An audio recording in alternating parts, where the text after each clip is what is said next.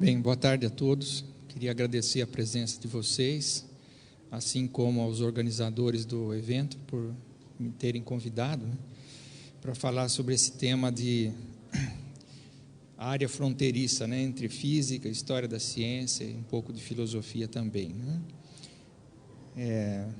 Na mente das pessoas existe uma associação frequente do Einstein com teoria da relatividade, e poucos que não trabalham quer na área de física ou de história da ciência têm informação de que, na verdade, Einstein foi uma figura central no desenvolvimento de uma outra área da física contemporânea, que é a física quântica. Então, a minha exposição de hoje visa dar uma pequena ideia para vocês das contribuições de Einstein nessa outra área menos conhecida, digamos assim, do grande público. Então, a física contemporânea tem essas duas grandes áreas de investigação, teoria da relatividade, tanto no âmbito da relatividade restrita, como a relatividade geral, e a mecânica quântica. A relatividade restrita era algo que já estava mais ou menos no ar, na época. Várias pessoas já estavam trabalhando temas ligados a isso, e a contribuição de Einstein foi principalmente no sentido de fechar esse conhecimento, de dar uma finalização e, sobretudo, um enfoque filosófico diferente, que modificou a forma pela qual os assuntos estavam sendo discutidos. No caso da relatividade geral, que é uma teoria que tem a ver com gravitação, a contribuição dele foi mais individual, quase tudo dependeu dele.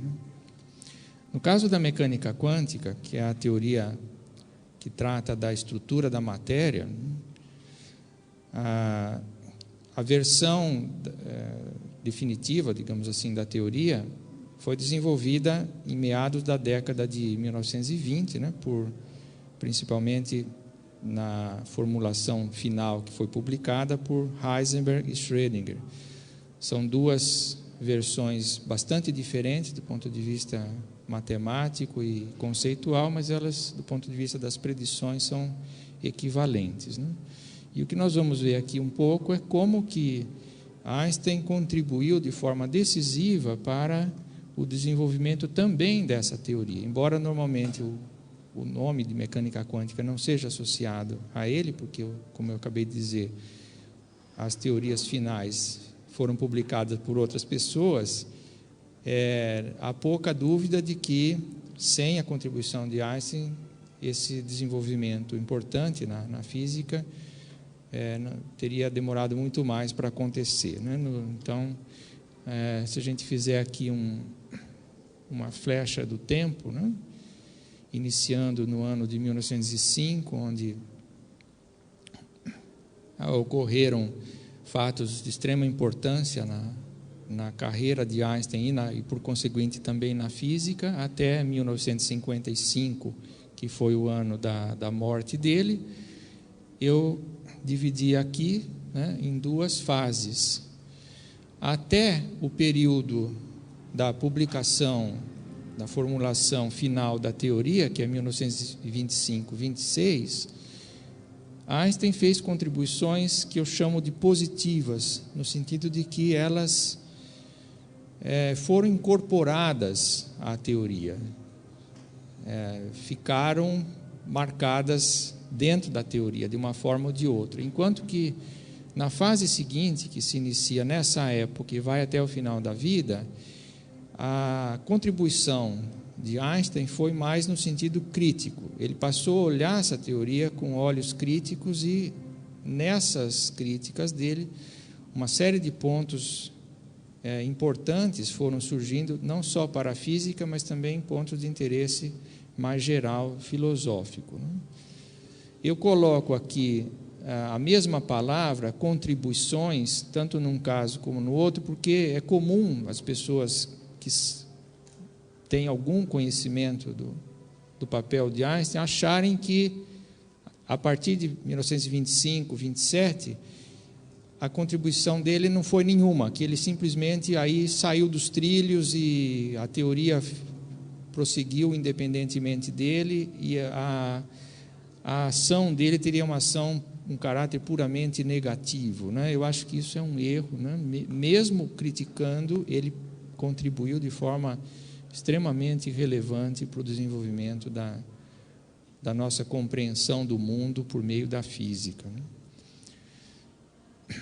Bom, aqui tem um pequeno resumo do que seriam os principais pontos de contribuição positiva do Einstein, né?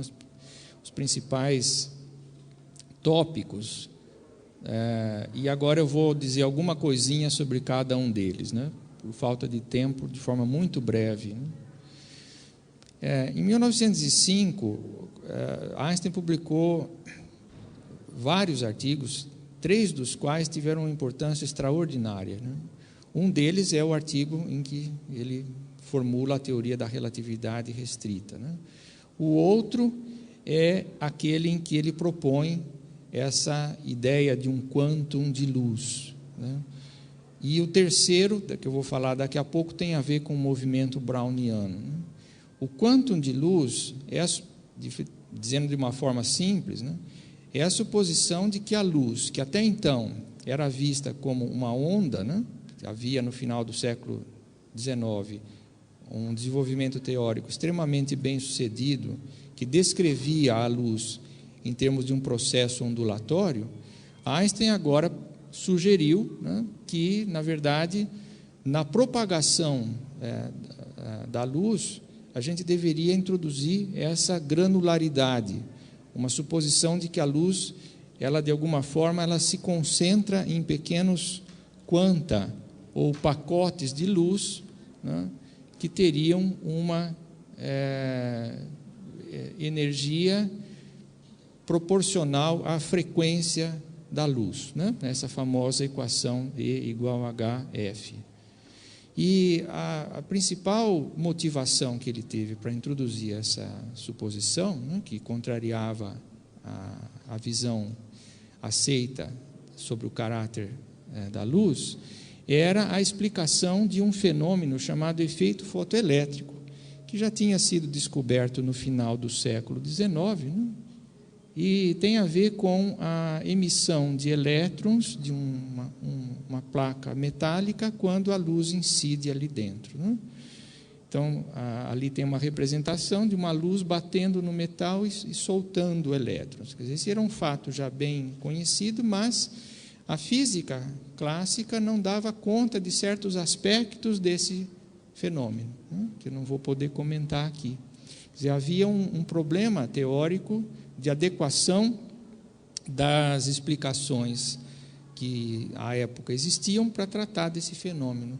E com essa suposição de que a luz tem um caráter discreto, granular, que ela vem em pacotes, em pedacinhos, e não como uma onda, o Einstein conseguiu uma explicação inteiramente apropriada para o fenômeno e, além disso, previu vários outros aspectos que não tinham sido ainda observados. Então, a partir desse momento, começaram pesquisas experimentais, né, para ver se aquela equação estava certa em todos os seus aspectos, digamos assim, né? Isso só foi conseguido 10 anos mais tarde, né, por uma série de experimentos feitos por um americano chamado Millikan. E ali você tem um dos gráficos do Millikan, né, comprovando a equação do Einstein, né? Foi por esse trabalho teórico que o Einstein ganhou o prêmio Nobel em 1921, né? Não foi pela relatividade. E o Millikan também partilhou o prêmio com ele, né? Então, foi esse desenvolvimento que deu o prêmio ao Einstein. No entanto, desde 1905 até aquela época, as pessoas tinham uma enorme resistência em aceitar essa suposição. Quase ninguém aceitava, né? Einstein foi solitário na defesa dessa perspectiva durante é muito tempo, né? Quer dizer, mesmo depois que ele ganhou o Prêmio Nobel por esse tipo de trabalho, as pessoas ainda, durante vários anos, tentaram evitar essa suposição, né? Que está na base da física quântica. Quer dizer, física quântica tem a ver com a introdução na física dessas grandezas físicas que têm um aspecto granular, discreto, né? Não são contínuas. O outro artigo que eu falei, né, de 1905, tem a ver com um fenômeno descoberto por um botânico, né, em 1827. Aqui na exposição, eu estava olhando, tem vários painéis sobre isso, né, e deveria ter também um simulador desse fenômeno que não está funcionando. É uma placa ali que a gente aperta o botão e não acontece nada, né? Mas deveria ser isso aí. Quer dizer, nessa figurinha da esquerda, a gente tem um gráfico que representa mais ou menos o que a gente veria num microscópio se olhar um grão de pólen flutuando num líquido, né? Ele tem um movimento em zigue-zague totalmente caótico, né? E isso ficou também intrigando as pessoas durante muito tempo. E o Einstein, em 1905, ele, pela suposição de que a matéria, e não agora a luz, mas a matéria com peso, tinha também uma estrutura granular, ou seja, era formada de átomos, ele conseguiu uma explicação desse fenômeno do movimento browniano, né? Se esse computador tivesse na rede, a gente veria ali aquilo se movendo, né? A esfera azul como representando o grão de pólen e na suposição de que ela está sendo bombardeada por um movimento de átomos o tempo todo e vai aos poucos se movendo daqui para lá, né? Pouca gente sabe, né, que, na verdade, a comprovação experimental das equações que o Einstein demonstrou para esse processo foi o fator decisivo no convencimento da comunidade científica de que existem átomos e moléculas, né? Até o começo do século XX, até a década de 10, quando isso aí começou a ser registrado experimentalmente, havia muita dúvida de que existissem átomos e moléculas, né? Então, simplificando um pouco, Einstein foi uma figura central na concepção, na aceitação da concepção atomista do mundo, né, na física contemporânea. Esse trabalho aqui, sobre calores específicos, é de um ano mais tarde, né, de 1906, e tem a ver com o comportamento dos corpos em baixas temperaturas, né? Em particular, uma coisa que incomodava muito era a explicação das propriedades térmicas do diamante, onde essa temperatura aí não precisa ser tão baixa assim para que o fenômeno apareça, né?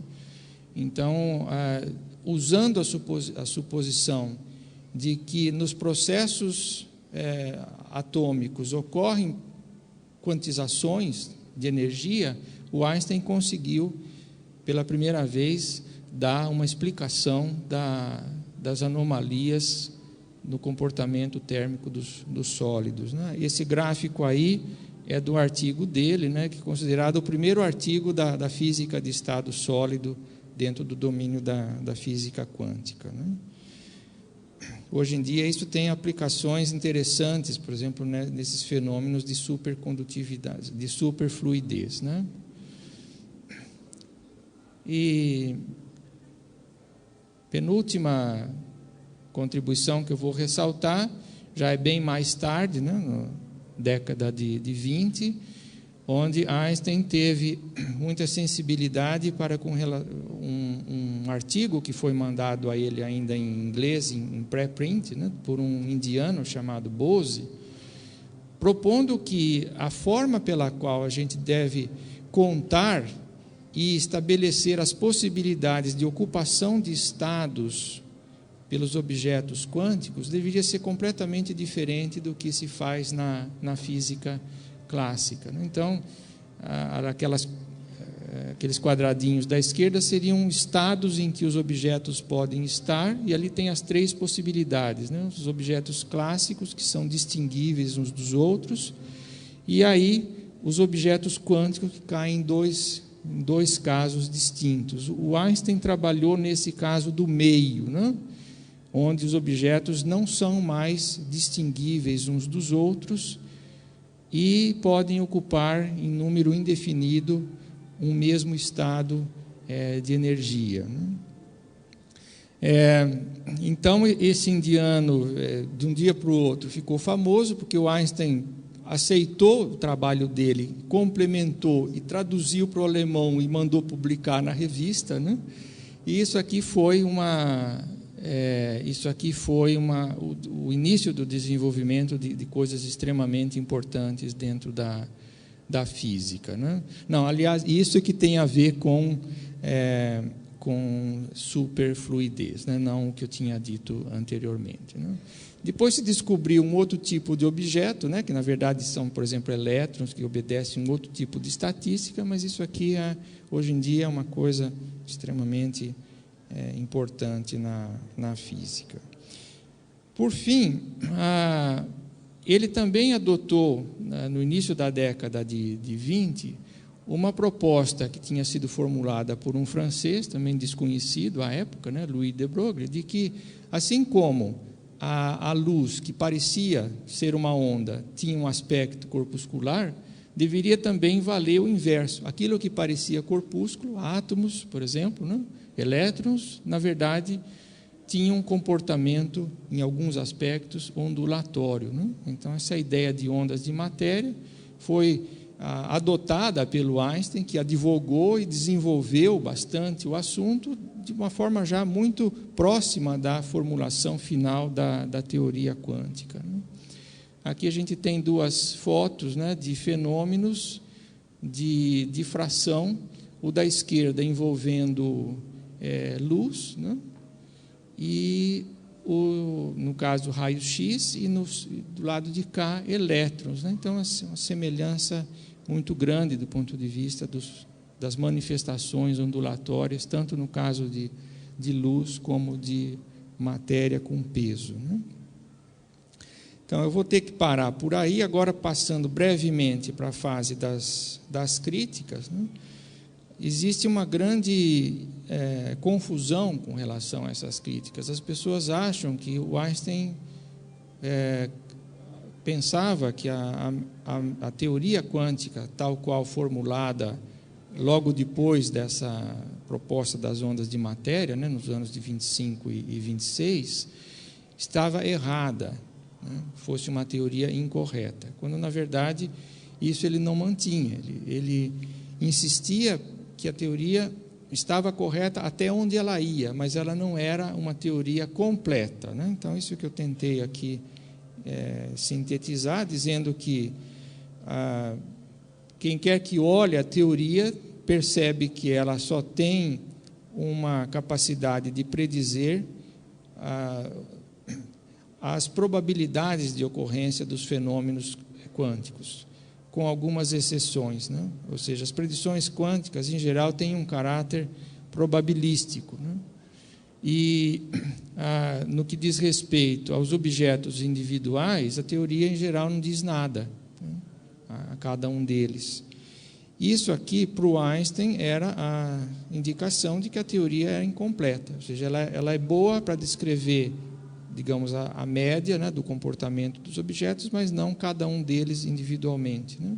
Vamos supor, se alguém diz aqui a média da nossa idade, né, ele pode acertar a média, mas se você perguntar a minha idade ou a idade do Sérgio, a pessoa pode não saber, né? Então, numa situação dessa, a gente intuitivamente diz, bom, tem algo de correto nessa caracterização, mas ela não é completa porque está faltando a informação sobre valores das grandezas físicas para os objetos individuais, né? E o Einstein desenvolveu, nos anos que se seguiram, basicamente 3 grandes argumentos, né, para tentar justificar essa tese dele de que a teoria é uma teoria incompleta. Esses 2 primeiros argumentos têm a ver com as relações de Heisenberg, muita gente chama de princípio de incerteza, né? Em 2 congressos importantes de física, ocorridos em 27 e 30, o Einstein apresentou esses argumentos, né, que foram rapidamente rebatidos pelo Niels Bohr, outro dos pais da teoria quântica, né, de forma que isso aí acabou ficando esquecido, né? De uma certa forma, há um consenso de que o Bohr respondeu adequadamente esses argumentos, rebateu, né, dizendo que eles tinham problemas, que não poderiam ser ponto de fundamento para crítica da mecânica quântica, mas em 1935 o Einstein volta à carga, né, num artigo famoso, talvez um dos artigos mais importantes da física do século XX, né, publicado junto com dois colaboradores, Podolsky e Rosen. Então, esse argumento ficou conhecido como argumento de EPR, Einstein, Podolsky e Rosen, e que explora não questões ligadas às relações de Heisenberg, mas a certas correlações quânticas. Só vou fazer um esqueminha aqui, né, do argumento. O argumento é muito complexo, né? Vou tentar só mostrar mais ou menos por onde que a coisa ia, né? Quer dizer, o Einstein fez um estudo teórico de objetos que são preparados juntos numa fonte, depois se separam, vão para regiões distantes um do outro, objeto 1 e 2, mas mesmo nessa situação, existem correlações entre os valores medidos de certas propriedades físicas desses objetos. E essas correlações, elas são previstas pela mecânica quântica, só que não a partir dos valores individuais das grandezas físicas correlacionadas, né? Se você prevê que, por exemplo, se você medir uma grandeza aqui, ela vai dar mais 1, e medir lá vai dar menos 1, mas ela não diz, antes de você medir, qual deles que é o mais 1 e qual que é o menos 1, né? Então, num certo sentido, a correlação fica sem explicação dentro do escopo da teoria quântica, porque esse é um dos casos típicos em que não há a especificação dos valores individuais. Você tem só o valor do par, né? E não de cada um deles individualmente. Isso é uma situação extremamente intrigante, né, que leva a duas alternativas, né? Ou isso que era a posição dos defensores ortodoxos, né, da teoria, que diziam o seguinte: na verdade, esses objetos não têm esses valores, né, mas quando você mede um objeto, você cria, no ato de medida, você cria o valor apropriado no seu objeto e no outro que está distante, né? Isso Einstein não podia aceitar, né? E ele, então, a única alternativa era continuar mantendo que a teoria dá uma descrição incompleta desses sistemas correlacionados. Por que ele não podia aceitar a alternativa 1? Porque esse processo misterioso de criação de propriedades, quando você faz medida, ele precisa funcionar à distância. Isso tem que acontecer não só no objeto que você está medindo, mas também automaticamente no outro que está longe, né?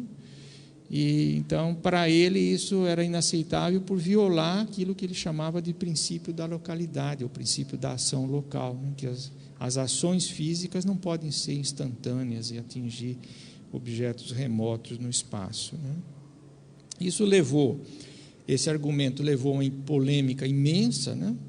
E a um programa de completar a descrição quântica, né? Supondo, então, que a teoria seja incompleta, o que poucos acreditavam, né? Só basicamente o Einstein e Schrödinger acreditavam nisso, mas, de qualquer forma, por exemplo, em 1952, esse David Bohm, físico americano, que, aliás, estava trabalhando aqui na USP na época, né? Ele conseguiu formular uma teoria mais completa que a mecânica quântica, só que ela tinha um aspecto estranho, né, indesejável, justamente a violação do princípio da localidade. Ou seja, isso é uma ironia histórica, né, porque o argumento de Einstein, Podolsky e Rosen se baseava justamente nesse princípio para dizer que a teoria era incompleta. E quando alguém realmente conseguiu completar a teoria, ela também ficou não local, né? Perdão, deixa eu só voltar aqui, já estou acabando, né? Isso levou a uma questão que era de saber se esse traço esquisito, né, de não localidade, quando você completa a teoria quântica, seria uma peculiaridade da teoria do Bohm apenas, ou se isso deveria ser presente em qualquer teoria que ultrapassasse a mecânica quântica, né? E a resposta a essa questão foi dada por John Bell, né, um físico escocês, em 1964, que conseguiu mostrar, num resultado de grande importância, né, que qualquer teoria mais completa que a mecânica quântica, que obedeça ao princípio da localidade, ou seja, que se enquadre no ideal einsteiniano, né, de uma teoria que dê uma descrição completa das propriedades dos objetos individuais, sem violar esse princípio de ação local. Se você quiser satisfazer esses dois princípios ao mesmo tempo, a completude e a localidade, você entra em conflito com predições estatísticas da mecânica quântica, né? E aí, a partir desse momento, começou uma corrida, né, dos físicos experimentais para fazer um teste, para ver das predições envolvidas quais estavam certas, se são as predições da mecânica quântica ou as predições dessas teorias mais completas que obedeçam o princípio da localidade, né? Vários experimentos foram feitos, né? Hoje em dia a gente tem mais de 10 experimentos feitos, sendo que o mais importante, eu vou pular isso aqui, né? São detalhes do resultado do Bell. O teste experimental mais importante foi realizado em 1982, depois de mais de uma década de preparo, né, por uma equipe francesa, mostrando uma clara violação das predições das teorias mais completas que a mecânica quântica, que diziam que esse valor medido deveria dar negativo, abaixo de zero, e uma adequação completa das medidas com relação à predição da mecânica quântica, né? Então, essa linha pontilhada aqui é a predição da mecânica quântica para aquele fenômeno que diz respeito a esse teorema do John Bell. E os resultados experimentais eu marquei com uma setinha, porque eles estão tão em cima da curva que às vezes nem dá para perceber. Ó, um aqui, outro aqui, né? Outro aqui, outro aqui, outro aqui, né? Esse foi um dos testes mais importantes feitos e que teve uma repercussão tremenda, né, para decidir essa polêmica desencadeada pelo Einstein em 1935, de saber se a teoria quântica, embora correta do ponto de vista estatístico, era ou não completa, né? A partir desse momento, a gente pode concluir, né, que completar a mecânica quântica, como o Einstein sempre insistiu, né, até o fim da vida dele, tem um preço muito alto. Quer dizer, justamente a violação do princípio da localidade que ele mesmo colocava como uma condição indispensável para a física, né? Então, ele não viveu o suficiente para ver isso tudo, né, mas se ele pudesse perceber hoje a situação, ele teria realmente um incômodo tremendo, né? Porque as suas críticas, né, que levaram a todos esses desenvolvimentos teóricos experimentais acabaram desembocando num resultado horrível para ele, né? Ou seja, se você quiser completar a teoria quântica, você tem que abrir mão da localidade, né? Então, seria um dilema, né, saber o que é melhor fazer, né, de uma situação dessa, né? Então, eu vou parar por aqui, né? A gente tinha meia hora, acho que eu cumpri o horário. Tem aqui algumas referências. O primeiro desses livros, né, do professor Michel Paty, se chama Einstein. Tem uma tradução para o português, né? Foi publicado há alguns anos atrás aqui no Brasil. E é bem simples, é um livro sem equações, que explica várias das coisas que eu disse aqui. Eu recomendo que vocês leiam. É um livrinho bem gostoso de ler, e escrito por, certamente, o maior especialista hoje em dia na história da física do século XX, né? Nós temos aqui a imensa satisfação de contar com ele na programação desse ciclo de palestras, né? Acho que o último dia, 14 de dezembro, né, Maria? Então, domingo, 14 de dezembro, se puderem, venham aqui, porque o professor Pati vai fazer uma palestra aqui, né, nessa sala, né? Esse outro livro dele é um livro mais técnico, né, um livro muito erudito, né? Einstein, filósofo. E depois eu dou a referência também do livro clássico do Pais, né? É uma biografia científica do Einstein, que também não pode ser ignorada por ninguém, né? Bom, obrigado.